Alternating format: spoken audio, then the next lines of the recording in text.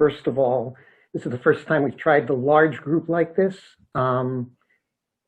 in the virtual world. So hopefully, this works, and hopefully ongoing, we will be doing similar things in the future. There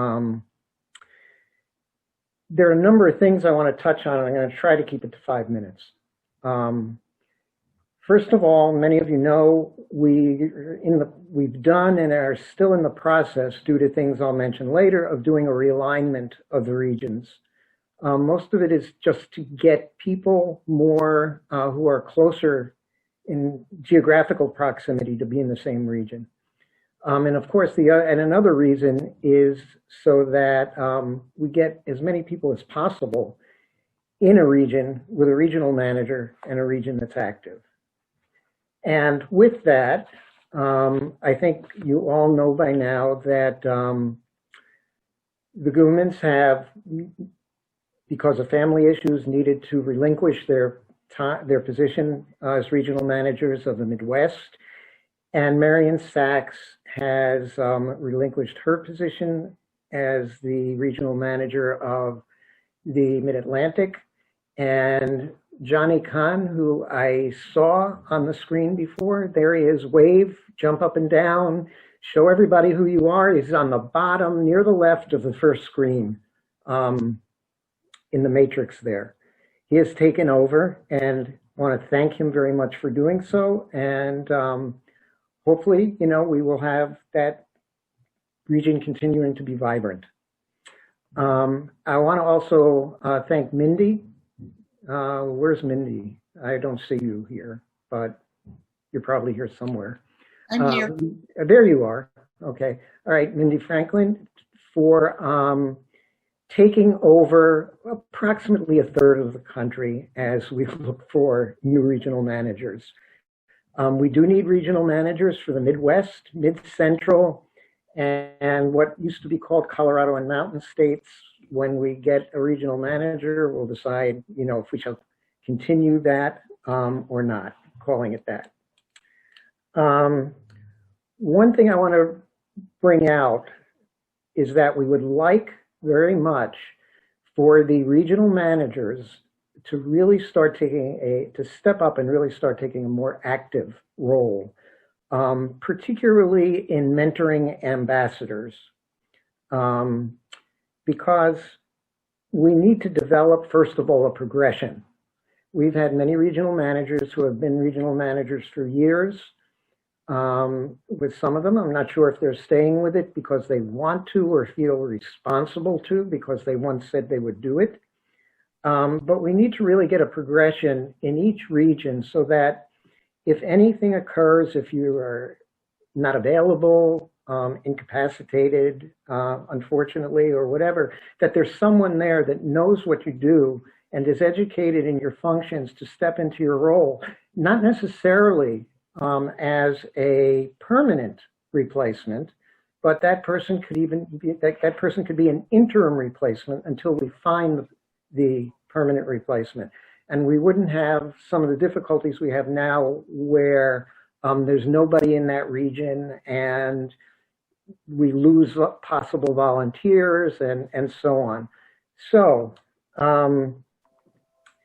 what I'd like people to do is sort of, now the ambassadors, is to kind of step up into that role and talk about and think about becoming someone who is more involved and has more communication with your regional manager and with VFI in general. This not need, and is willing to accept or step up to a, not necessarily, well, actually to step up into the regional manager position, even briefly. It could be an interim regional manager, and if we lose a regional manager, and we do have openings now, it need not be a lifelong position. This is not the Supreme Court. We can put you in, you can have a term of a year, 2 years, say, I want to commit for 5 years, but at that point, I'm pretty sure I won't want to do it anymore. That also gives us the head start and knowing that somebody's going to be stepping down. For all of us, we need to recruit younger people. Part of that is that right now we have a bimodal sort of distribution of volunteers. We've got a bunch of young and a bunch of old and nothing in the middle. So we really need to concentrate on that. And that's what gives us the ongoing progression for people to step in as younger people may want to step into more important roles. And the campus program, I hope, will be an important piece of that. You're at 5 minutes now. Okay. I just want to say that what I want you to think about is, where do I see VFI in 2026? And how can I be part of that? And what contribution do I want to make? And with that in mind, I'm going to leave you with that to take with you and really look at and think about that. I'll also add one other thing, that if you're all good and stick with us until after Bev's second thing, number 9, that I have a short thing for you that you will find educational, very useful, especially when you're on base or in Israel, and also entertaining. So, okay. Okay, thanks a lot, Norm. Now I'd like to turn the program over to Mark Werner, VFI's president, who's going to offer us some further updates about VFI and Sorel. Mark?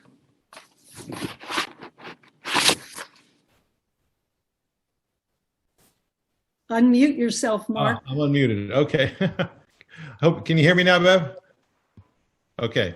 Okay. First, I want to thank everybody who's on tonight for joining us. And I want to thank you for everything you do for Israel and for VFI.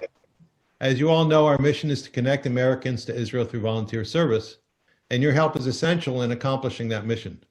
And without your help, we could not recruit volunteers. It's that simple. So what I'd like to do in the next 5 minutes or so is just discuss 2 important challenges we face. One is a long-term challenge, and the other is more immediate. Let's talk about the long-term challenge first. Mark? Yes. Is it possible for you to put on your video? Have I blanked myself off? Yes. Okay. Thank you. Let me fix it. Can you see me now? No, we don't. Not yet. Now you can, right? Yes. There you go. Okay. Let me talk about 2 challenges we face, the long-term and the short-term challenge. The long-term challenge we face is this. There's a historical pattern where, and this goes back over 20, 25 years. Every time there's a war in Israel, we have a spike up in the number of volunteers, and then it goes down and down and down and down until the next war, and it spikes up and down and down and down. And we see these spikes. And gradually, when it goes down to a lower level and a lower level. So overall, there's a general gradual decline. Our challenge is to, how do we break this pattern and increase the number of volunteers even in the absence of the war? So we've taken a number of steps over the past 4 years, and I'd like to quickly summarize them, run through them. We've created the VFI Plus programs, touring and archaeology, and Steve Plotkin's going to talk about that. We've created our campus program to increase the number of college students, and Larry Feldman and Linda Ashkenazi are going to talk about that. Steve Presswood has also created a post-experience survey, which started in June of 2019, to obtain feedback from volunteers in order to improve the volunteers' experience. And that's very important because we feed that back to Sorel, and Sorel pays attention to what we say. In addition, Steve Pike started our digital marketing program in the fall of 2019 in order to use the internet and social media to promote VFI, and Steve and Ilana Blumenthal are here to talk about that. And then we added greater communication. This is due to feedback we got from the regional managers and the ambassadors that we needed to be communicating more to them. So what we did is we took 2 steps. One is we resuscitated the volunteer connection. That's the every 6-month newsletter that goes out to all of our volunteers, and I credit Ed Cole for doing that, for being the editor. And secondly, we created a new document called the Volunteer Bulletin that goes to regional managers and ambassadors to keep people up to date, and I credit Gene Campaiola for doing that. It comes out every 1, 2, or 3 months, 1, 2, or 3 times, 1, twice, or 3 times. It's not every month. Once we put all these things in place, we knew it might take a while to have a positive effect. The question was, would these steps, taken together with the help that you provide out in the field, work to start to increase the number of volunteers? Would it break that historical pattern? And the fact is, the answer is absolutely yes. And I have 2 data points to share with you to show that we broke that pattern. First is that we took a measurement of the second half of 2019. We compared the number of volunteers in the second half of 2019 to the second half of 2018. And we saw a 14% increase in 2019. That's one data point. Then we said, well, is that a fluke or is that the start of a new pattern? Have we broken the old pattern? So Richard Bernstein helped me with this. I think Richard's on. Thank you, Richard. He took a snapshot on February 22nd of this year, just before COVID came on. He took a snapshot of all the volunteers who had registered for the first 5 months of 2020 and compared that to the first 5 months of 2019. Again, we saw a double-digit increase in the number of volunteers in 2020 over 2019. So that established that, in fact, the steps we put in place were successful in overcoming our first challenge, how to increase the number of volunteers when there's not a war. Now, COVID hit a week later and shut everything down. And that brings me to the next challenge, our more immediate challenge. Israel is now shut down, and so is Sarel. So there's no way to know when a COVID vaccine will be available so that Israel and Sarel can reopen. We hope this will be soon in 2021, but we cannot tell when it will be. So this is our challenge now. What can we do now to be prepared to encourage people to volunteer once Sarel does reopen? We've taken a number of steps, and I'd like to share those steps with you in terms of preparation. First, we've created a strategic planning committee. Norm is on it, other senior leaders are on it. We meet every 2 to 3 weeks, and our purpose is to plan the long-term growth of our program. Next, we created a new position, the Public Relations Manager. The purpose of this position is to create more public awareness of VFI, and we filled it with an experienced PR professional, Eric Scott, and you're going to hear from Eric this evening.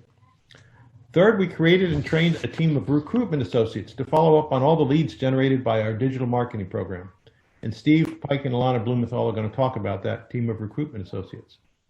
Next, we created VFI Educates. This is the brainchild of Steve Plotkin, just as VFI Plus was the brainchild of Steve Plotkin. And Steve Plotkin is going to talk about VFI Educates. It's been very successful.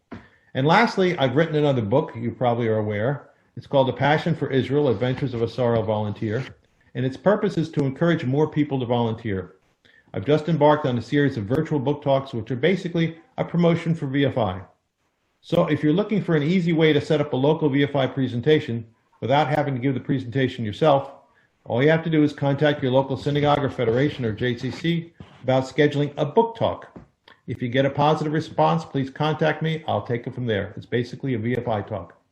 To illustrate how impactful these book talks can be, at the end of one recent talk here in North Carolina, 6 people spontaneously jumped up and committed to volunteer once Sarel reopens. So Johnny, you've got 6 new volunteers on the spot, okay? Okay, I know my time is short and I'd like to close with some good news. Last week, Sarel announced the appointment of its new executive director to replace Shlomo Stav. Her name is Karen Dahan. I spent an hour this morning on a Zoom call with Karen to update her on VFI's new initiatives. And I can say she is a breath of fresh air. She's terrific. She's fluent in English, even though she's Israeli. She's fluent in English. Her background is in dealing with overseas Jewish groups coming to Israel. She's worked for Birthright, Jewish National Fund, and Onward Israel. So she knows it's important to please people to attract them to volunteer. I expect that Karen will be sensitive to the needs of the volunteers and will work towards making the volunteer experience more attractive. And she's made it clear she'll be open to our suggestions and will partner with us. So to summarize, 3 things. Number 1, we've succeeded in growing our number of volunteers. Even when there's no war, we know how to do it now. All we have is Sarel has to open up. Secondly, while COVID has temporarily shut down Sarel, we've been busy putting in place a number of initiatives to jumpstart VFI once Sarel reopens. And lastly, your help is essential in jumpstarting VFI once that occurs. So please listen and learn through the rest of this meeting. And again, I thank you for all you do for VFI and for Israel. Norm, did I stay within my 5 minutes? I think so. Bev is the one with the stopwatch. As the official timekeeper, you went a little bit over, but You're you very delivered some very good news about the new head of Sarel, and we're all anxiously awaiting to meet her. Maybe we can set up a Zoom meeting at another time for us to get to know her. And Next will be, we're very disconnected from Israel at this point. So next is really a message to all of you as volunteers about how important you are considered by them and that you are still very in their thoughts. And Steve, wherever you might be on this, could you play that?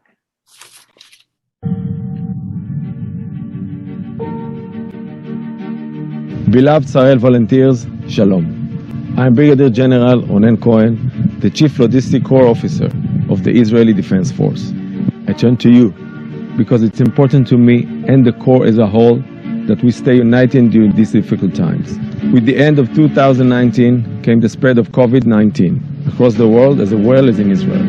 The Israeli Defense Forces are responsible to provide the necessary response within the military as well as aiding the civilians of Israel to combat the coronavirus. Within the guidelines provided by the Israeli government and the IDF, we must all do what we can to minimize the spread of the coronavirus. With that, there are many restrictions.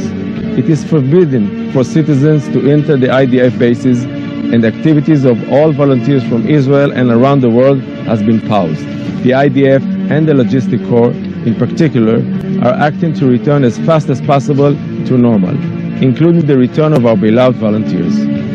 Unfortunately, we do not know when the pandemic will end and when the restrictions will be lifted. What we do know is that the health of our soldiers and our volunteers is the most important subject for us. With that, I ask for you and your family members to take care of yourselves, and I hope that you are feeling well and staying safe. Please stay in touch with us and follow us through the news and our social media regarding updates on the situation. I promise to update you on the return to activity of the Sarel organization. I thank you for your patience and waiting for your swift return to us. Stay safe.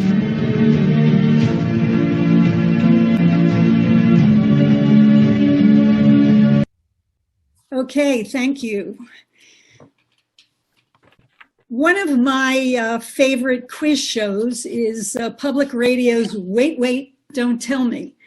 And a couple of years ago at our national convention, I did a little spoof on that with a quiz for the participants to respond to.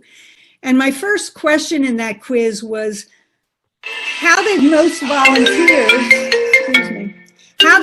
how did most volunteers hear about our program? And the choices were: 1, they read a newspaper article about VFI. 2, they Googled the word Meshuggah. 3, their friend Moish told them about it. And 4, Oprah Winfrey and Drake tweeted about it. Now, the answer to that question today may be something altogether different. And we have Eric Scott, who has done a great deal of professional work in PR and media, to tell you about some of the work that he is now doing for VFI. Well, good evening, everyone. Thanks, Beverly, for that introduction. And I'm not in the practice usually of following brigadier generals and presentations. I'm going to give it my best shot here. Yes, my name is Eric Scott. Real quickly about me, I did Sarel for the first time last summer with my colleague Lisa Paul joining this call from Philadelphia tonight. It was a tremendous experience. Afterwards, I became a program ambassador and was able to do a few presentations before COVID hit, and now I'm in this PR role. So I am very dedicated to trying to get the word out about, VFI and the great opportunity, and really drawing on my own experiences of what I had to do to find out about it. I had no idea about VFI or Sarel or what this opportunity was, and really it was a Google search that led me to it. But obviously we don't want everyone else to find out about that. We want to make it easier. So a few of the things that we're doing. Since I came on board earlier this year, I've been working on a long-range public relations plan to really spread the word, generate awareness of the opportunity. Part of that long-range plan, which I will not go into the whole thing tonight, but it involves some key messages. And one of the key messages relates to having an elevator speech. When our ambassadors, or you're all talking about people who are kind of sort of interested or heard about us, like, hey, tell me more. It's real easy to kind of get lost in all the programs and everything, but I just want to point out one real key message that I think should be top of mind for everyone, that VFI is the only organization that creates opportunities for civilian volunteers to serve on IDF military bases alongside Israeli soldiers and other volunteers from around the world.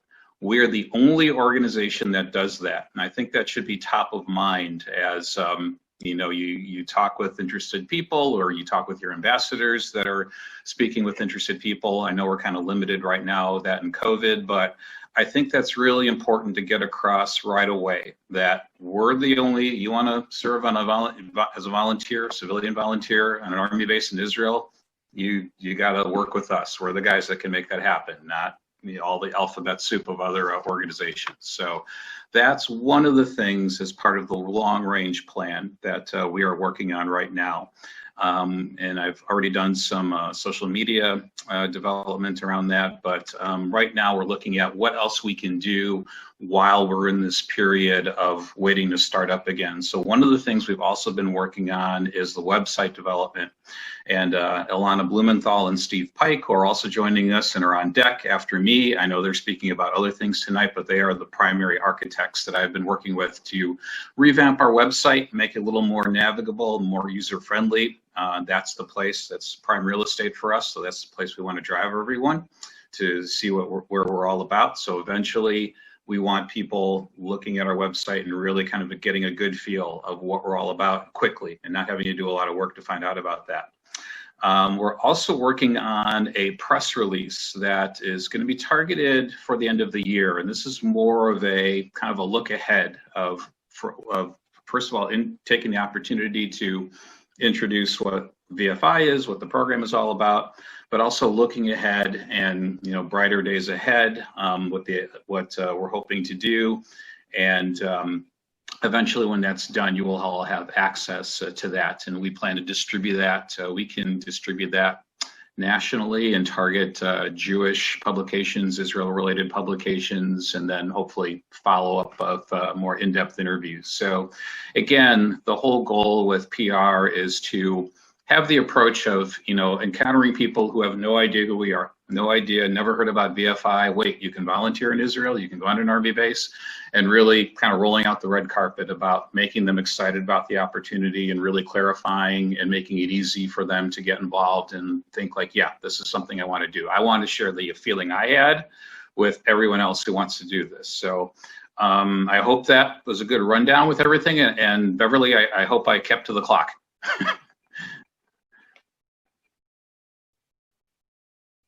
You're on mute, Beverly. When these items become available, we'll be distributing them to all the regional managers and the ambassadors for their use. Well, obviously, I would want everyone to have access to anything we're putting out, anything that helps with recruitment or spreading the word. Yes, sure. How we're doing that, I'm not quite 100% on that, but yes, that's the goal. Okay. All right. Great. Thanks so much. Mm-hmm. Ilana Blumenthal and Steve Pike are going to talk to you a bit about our CRM. And for those of us who are not in sales and business management, I had to look this up to understand that it meant customer relationship management. But maybe we should change that C to a V for volunteer relationship management. But I'm going to let Ilana and Steve tell you more about that and maybe how more of you might be able to get involved with the team that is using that system.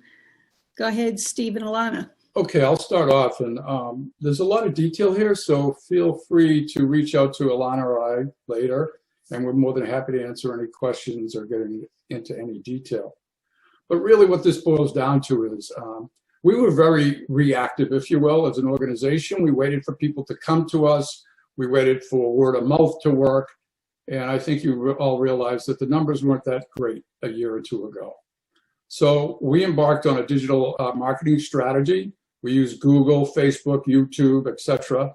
We wanted to extend our reach, but not only extend the reach, extend the reach to the right demographics. And we really had tremendous results, and people were interested. And through that, we decided to implement the VRM. I like that, Bev, which does a lot of things. When people come off one of our promotions or ads, they're driven to a call to action, if you will, a place on the website that they can either click the Apply Now button or request for more info. That becomes a lead, and it's inputted into our VRM. And so it's a tool that retains leads. And right now, in fact, we have just over 1,000 leads. And the other thing the CRM does itself is marketing automation. So we can send out emails to people when they first apply, once a month, whatever. And we use that today. And from that, we created a process. And it's really similar to a sales process. From what a lead comes in, we work them through the process till they get to a point where they're filling out an application. I can get in a lot more detail. We got volunteers to be recruiting associates, and they're really focused on converting those leads into volunteers. Last thing I'll end up with, and Alana will get into a lot more, is because of what we've set up with the CRM or the VRM and the process with the recruiting associates, we are still poised. We are actually poised to just hit the ground running as soon as we get the word that COVID is over or lessened, and we can start to go back to Israel. So we really don't lose traction. Yeah, we're not getting the leads we did when we were active, but they're still coming in. So, Alana? Yeah, Steve, you said a lot of the stuff I was going to say, so I'll just keep going. For any of you who don't know me, I know a lot of you. I'm Ilana Blumenthal, and I primarily work with Steve Pike and Steve Plotkin, or as I call them, Steve 1 and Steve 2. But I'm also working with Eric, and Steve and Carol Stein is also working on our website redesign, different phases. So what I do with VFI are a few things, but one of the things, as we're talking about now, is overseeing the recruiting associates. Some of you are here tonight, which is great. What we do is we have monthly meetings where we talk about, anyone who has a question or issue with someone they're talking to, one of their leads. We meet once a month to talk there, and I'm also constantly talking on the phone or emailing people back and forth to make sure that the process that Steve was talking about goes smoothly. And I know that there was sort of a question as to, what do we do as opposed to what the ambassadors are doing or the all of you guys are doing, and when do we hand over what we're doing to you? So as Steve said, we're going through this process. We get these warm leads, people who are interested, and we kind of put them into, we call them deals, but different sections. Is this person talking to me and they want to go on a trip in the future? Is this person not sure what the IDF is? Does this person want a VFI Plus trip in the future? And we kind of categorize these people. And now we have these very stable lists of open communication. Each recruiter has their own region, and they're in constant contact with these people as we try to move them from just not knowing what the IDF is or wondering what the program is to being, and what I've been telling everyone and how we've been pitching it is a pool of volunteers ready to go as soon as we can, because the bases are starved for volunteers. So I like to tell them, I'm putting your name down as someone who's in this pool so we can rely on you. So they're not exactly, filling out an application, but as far as they're concerned, they're in a group for that. And part of what we do is, we don't want people to forget about us since they can't go. So I send out monthly emails, actually weekly emails they get now with our VFI Educates program that Steve and I will talk about in a second. So they're constantly hearing from us, and I constantly get emails back to those types of emails saying, I'm interested in going, I see these VFI Educates programs you have, but I also want to volunteer. So we're just know that we're staying in contact with these people. We'll hand them directly over to you guys as soon as they say, I want to fill out an application. It's all yours, and we expect that will really gear up when you know, Israel opens, the world opens, and we can start our marketing up once again. So Steve, was there anything else you wanted me to point out? You hit them all. Ilana? Yeah. And Steve, I want two things. First, a request and then a question.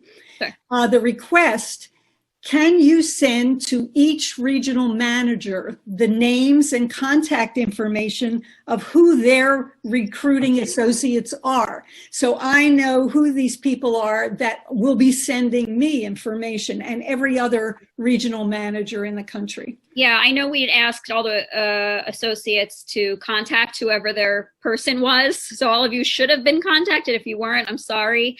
We are having a little issue because I know, Norm, you had to change the regions. So Steve, do you want to talk about that?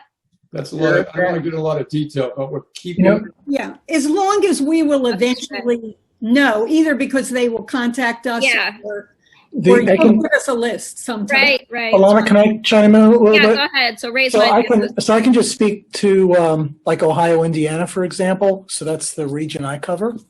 And so when and I really want to echo what Alana just shared like 2 minutes ago, and that is when someone is ready to apply, okay, that's when I will contact the regional manager, okay, who's in charge of processing that person through the application process and interview process. So we don't interview, okay? So we're just steering them to the point where they will want to apply. And at that point, people like me should be notifying the regional manager and so letting them know that this person, so for example, I'll give the person's name, I'll give all the personal information I have to alert the regional manager that this person is ready to apply. I'll also let that person know that this regional manager should be in contact with you. Okay, so that's basically the handoff, if you will. Okay, now I have a question that can be answered by any of you who are involved with this program. When someone comes to our website, they can fill out that little form that's on there that says they're interested, and I realize that that comes to your system. But sometimes they call the 800 number, or sometimes they look under contact and they see who their regional person is, and they directly call that person or perhaps email them. Now, what happens to those people and how do they get into the system? Are we supposed to refer them back to you or handle them ourselves? Steve? You want me to take that? Yeah. First of all, if they come in a different channel, whether they call you or they go into the contact info, info at, it really, we need you to tell us, let us know so that we can put them in the database, fill out all the forms, get them into the process. And then as soon as they're ready to fill out the application, we're going to make you aware of it.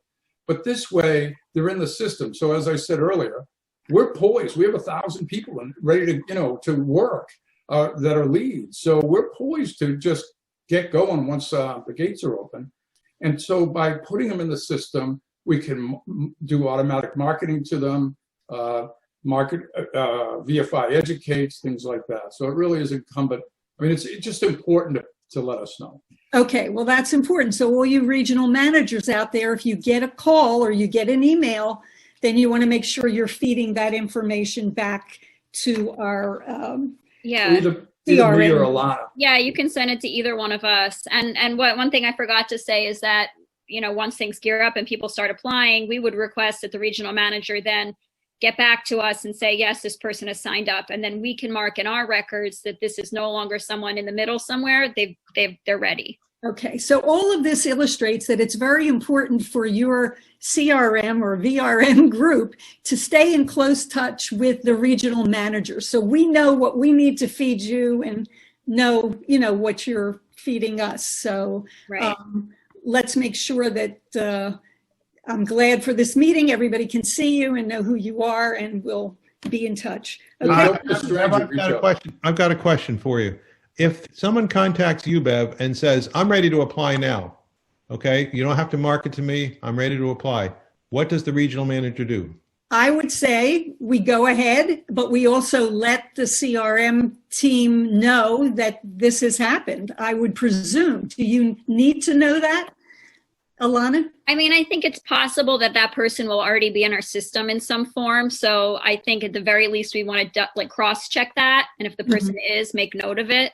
I don't know, Steve, what do you think? Like if the person's not in our system and they were never in our system, but they're ready to apply. But they're ready to, I mean, because that's the point when we would give it up anyway.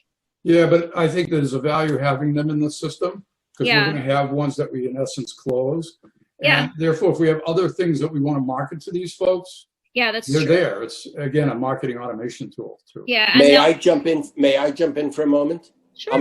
I'm a core responder, and we've been told when we get a call that comes in, if the person wants to go, to tell them to fill out an application, leave the date blank, and send it into the regional manager. And that's what I've been telling people, although I must tell you I've had no one do it. But I have given them that advice. But other than giving them that advice, we haven't, as core responders, to my knowledge, I don't know that any of us have been sending in anything to you. I certainly haven't. We'd appreciate it if you would. I will, but it'll help. It'll help now. Nobody told us. No one told us to do that.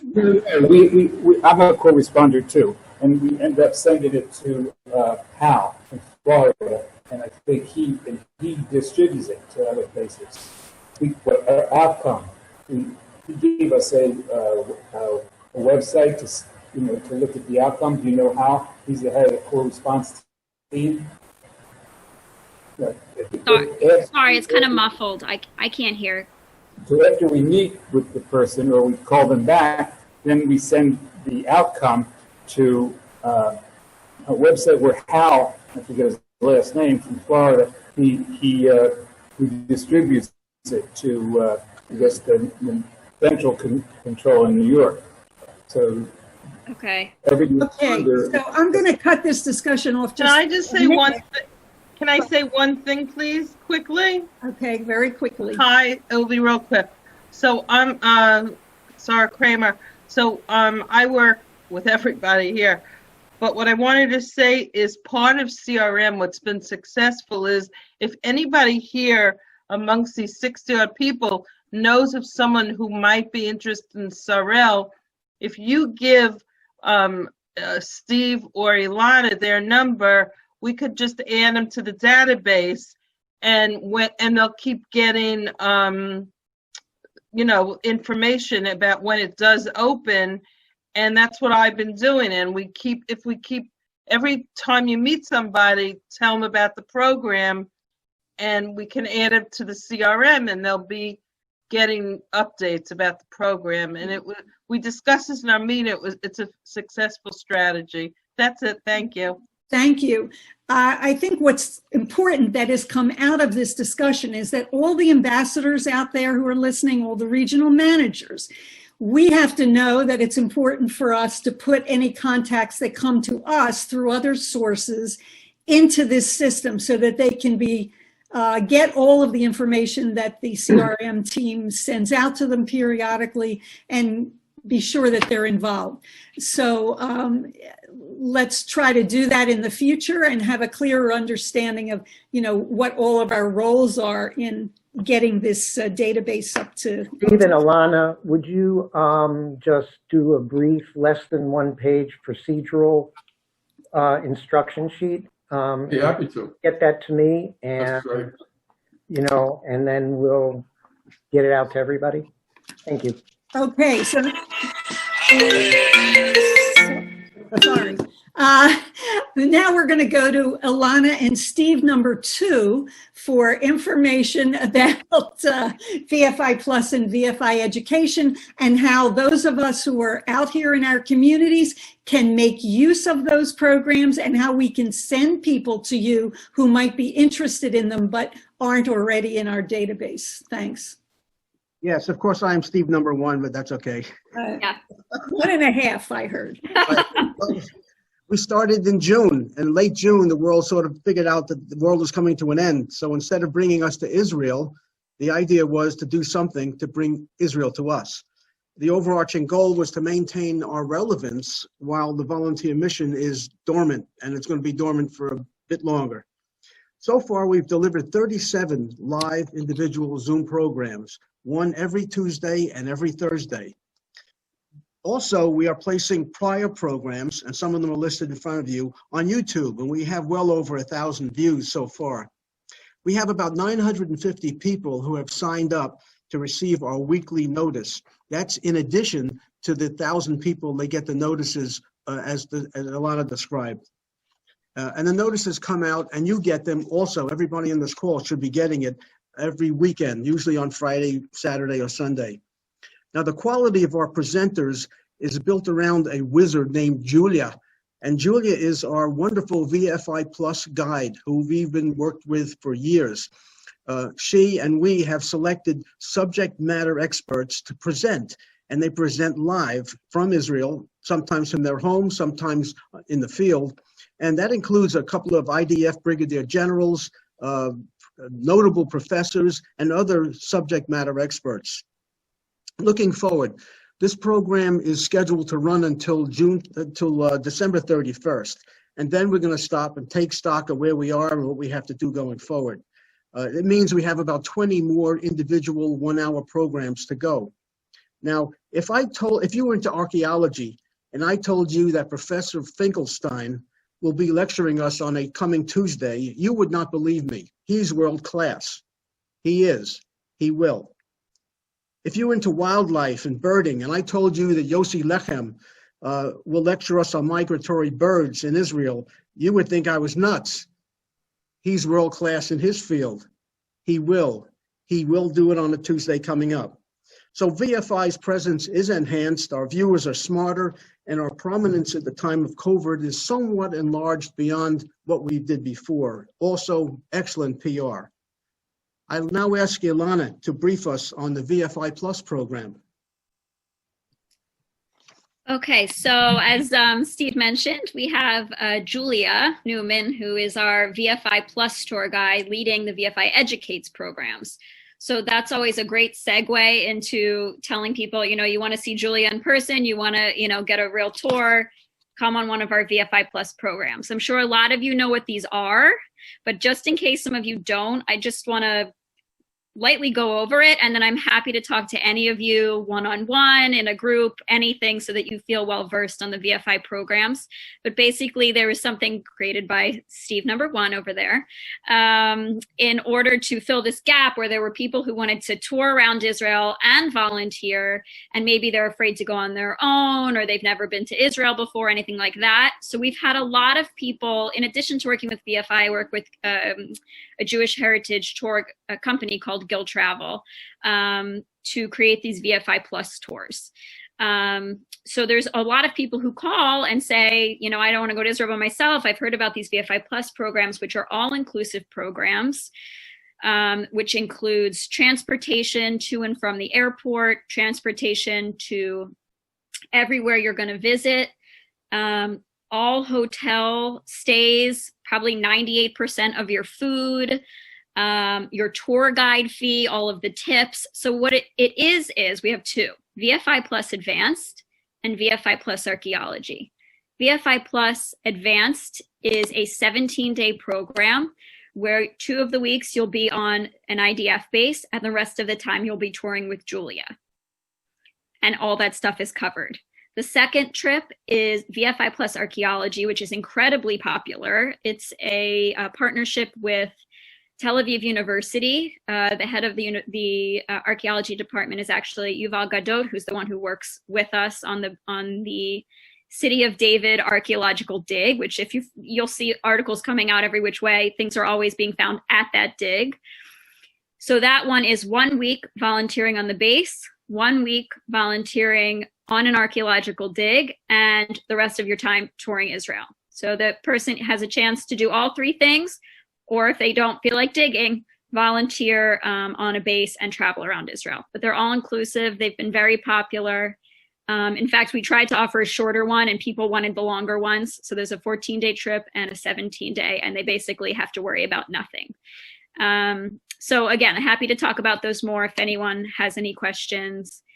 We have 2 of each of those tours set up, one for the spring and one for the fall. We'll see what happens in terms of COVID, but that's sort of what we're selling right now. Anything else, Steve Plotkin? Well covered. The reviews that we've received from past members of the tours have been stellar.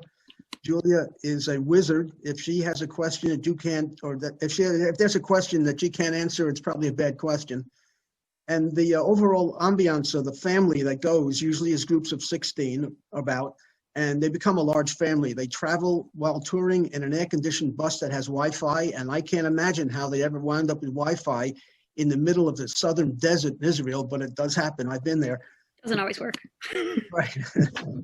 I was just on the archaeology one with Carol and Barry in September, and it was just magnificent. I mean, they got the full archaeology, everything. But, you know, people ask me, they're like, did they bury things for you to just uncover to give, you know, much like they ask us, is there actually a reason for you to volunteer in the IDF base? And we were actually digging things up. I mean, this was no joke. Okay. Thank you. And I just want to give one other plug. As someone who has traveled to Israel many, many times, I went on the VFI Plus Advanced, and I can tell you that even places I had visited before, it was like I was seeing them through new eyes because of Julia's expertise. So even if you think you've seen it all in Israel, I would still recommend one of these trips to you. They're excellent. But now we have to move ahead, and I want to raise a question, and I hope it's a question that our Strategic Planning Committee is looking at. And that is, what is our volunteer demographic going to look like after the pandemic or after things calm down? Are our older volunteers, people in their 60s and 70s and beyond, likely to return quickly? Or will there be a number of years before they will feel confident in traveling to and being in the close quarters that usually occur on a base? From my own region, I know that I have already heard, I've been in contact with some groups that I was trying to process before the pandemic, and they've said they're not even thinking about it for probably a couple of years. So if that is so, and the number of our more senior volunteers will decrease for a period of time, then it seems to me that our younger volunteers are going to be an extremely important demographic. And that's why I'd like to invite Linda Ashkenazi and Larry Feldman, if he's here, who had our college program, to tell us a little bit more about that and how we might be able to help them with that program. Thank you, Beverly. I'm not sure, Linda, are you here? She was. Yes, I am. I couldn't find my mute button. Larry asked me to speak, so I'm going to try to get this in less than 5 minutes. So first, and also my phone is bouncing back at me, so I'm not sure why. Can you all hear me okay? Go ahead. Let me give you my email address to begin with, because I have way more to say than I could fit in 5 minutes. So if anyone wants to get in touch with me, because what I say resonates for them, it's lindavficampus@gmail.com. Very easy. lindavficampus@gmail.com. I want to tell all of you what we need from you before I give you a fast update. We have almost 100 students that are signed up waiting to hit the ground running. So Bev, I think you're right. Our students they can't wait to get over there, and a lot of stuff is going on. But the help we need from all of you, one major part is interviewing. We need interviewers. We have a number of you, and you've done a great job. But anyone that's willing to volunteer, send me or send Larry an email saying you're willing to interview students. The students, by and large, once they get to you, are already fantastic because they're filling out an application form, we're reading it, and most of them are being referred by other organizations with which they're involved. Of course, what we also always need is just to keep your eyes open, both for students who may want to come, but especially for people who might want to help support the program. We are offering, as I think most of you know, subsidies for plane tickets, and that costs money. On the other hand, we've been doing pretty well in fundraising, and that's exciting. I just want to say that it's more of a how I think that I want all of you to understand what we're doing. We believe that the college students are indeed the future, and especially given what you said, students are not going to wait 2 years. They're ready to go. If they were able to put them in quarantine, they would go now. I guess the way I look at it is that most of what we've heard until now, it's that you yourselves are the constituent group. You're talking about your own age group and how do you recruit. And the thing about the college program that I'd like to get across in this meeting is that it's very much about the future. And so just to put to rest something that I hear sometimes, well, the students are so young and so they're not close enough to retirement age that it's not really worth the investment because we're sort of going to lose them along the way. What we're convinced about is not only are we not losing them along the way, but they're becoming involved already.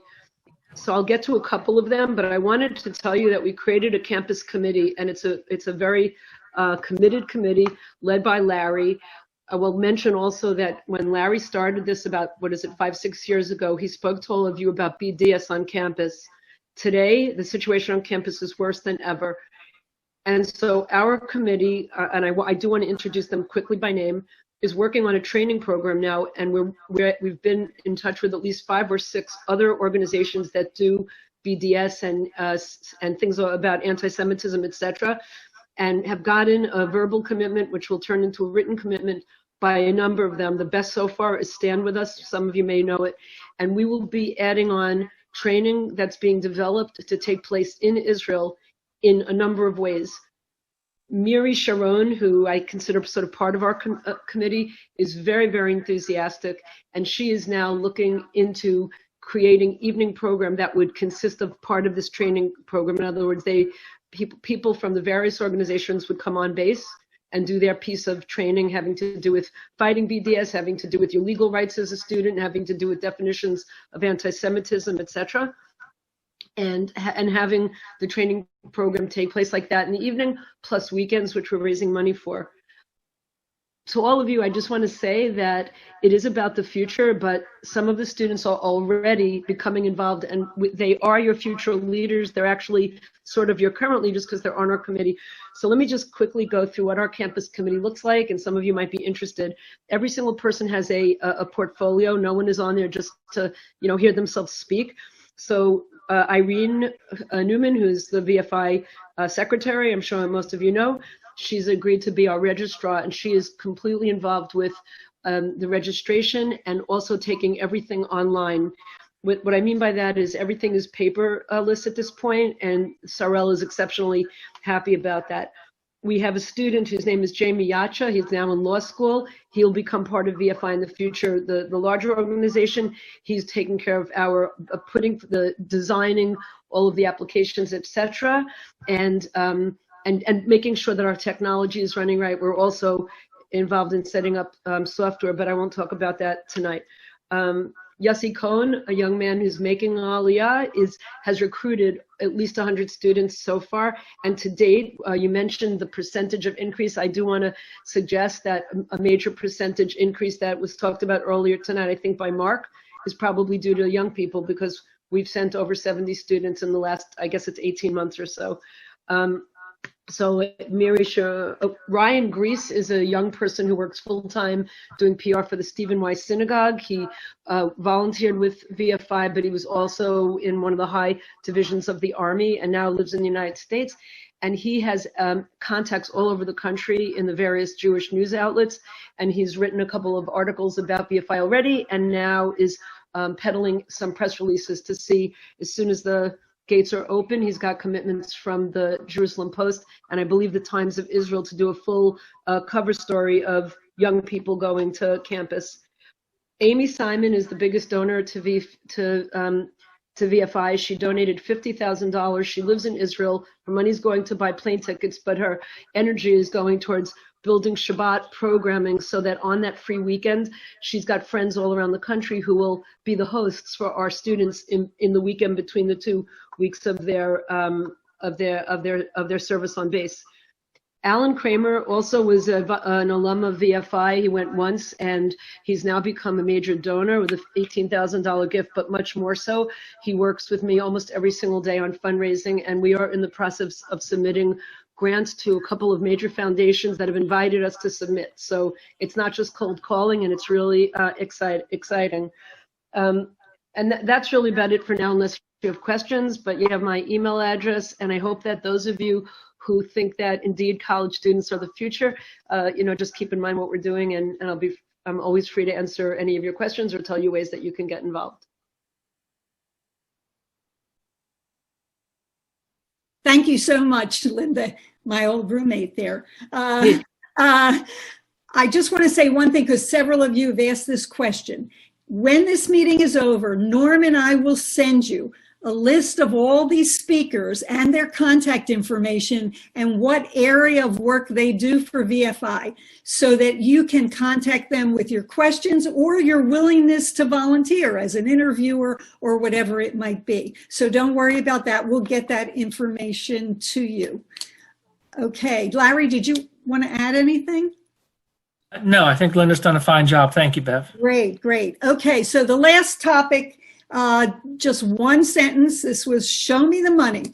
I just want to say that it's obvious that without application fees, our treasury is down. And we have a great fundraising committee. But I want to make a plea to those of you who are on this Zoom call. You are our people in the front lines in your community. You know Jewish organizations, you may know foundations, you may know individuals, like the wonderful one that Linda found who donated $50,000. Please, please think about who you know who might want to support our efforts, especially with our young people. And talk to them, get us their names, and we'll get in touch with them. So that's all I want to say about money, but I know a lot of you can help us with that, and we need your help. So finally, I'm going to turn it over to Norm, who had something special to give you before we leave. And again, any of you that had questions or wanted to get in touch with someone, we will give you the contact information for all of the leaders on this call tonight. Norm? Okay, that's something completely off the topic of VFI, other than it might be helpful to you. Right, so here we go. Off that one. That's good.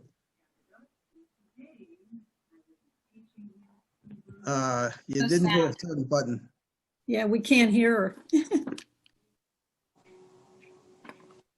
You can't? I can. Yeah, it's not working, Jamon. The sound is not working. She's still adorable. You can see it. Yeah. What she's doing is explaining these idiom terms in Hebrew that have a meaning, and then she's explaining what it means, and she'll go through about 20 of them. We can spread around the URL for this particular YouTube. Okay. Yeah. Because I have sound here, so I don't know why it's not going through to you. Yeah, it's because there's a button you have to press when you go into share screen, and I don't think it was pressed. So. Okay, well, we've pretty much stuck to our time schedule. That's amazing for the VFI meeting. And I want to thank all of you for coming, our speakers and those in attendance. And again, we'll be getting more information to you. Please stay in touch. You can go on the website, find the officers, find me in the Philadelphia region, Norm in Florida, if there's anything we can help you with. And again, we very much appreciate your being with us, and go watch that football game if you still have one on. Good night, everybody. Good night. Thank you very much. Thanks, Bev. Thank you. And any questions that you might have by email or any other way you'd like.